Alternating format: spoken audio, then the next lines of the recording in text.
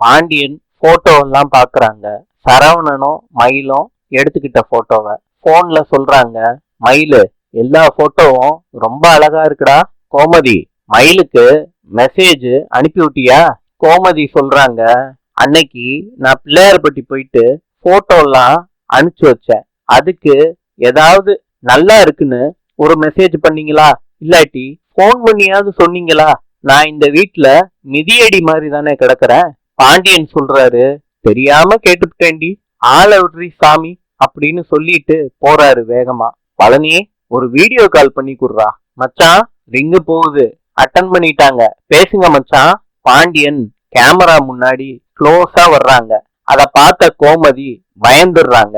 போன்ல அந்த வீடியோ கால்ல பாண்டியன் சொல்றாங்க, கோமதி, இன்னைக்கு நீ ரொம்ப அழகா தெரியுற. இத பார்த்த மீனா, என்னத்த ரெண்டு பேத்துக்கும் ரொமான்ஸா? இத பார்த்த கோமதி இழிக்கிறாங்க மீனாவை பார்த்து. இன்று அர்ஜென்டினாவின் நாணயம் பிசோ. நாளை சந்திப்போம்.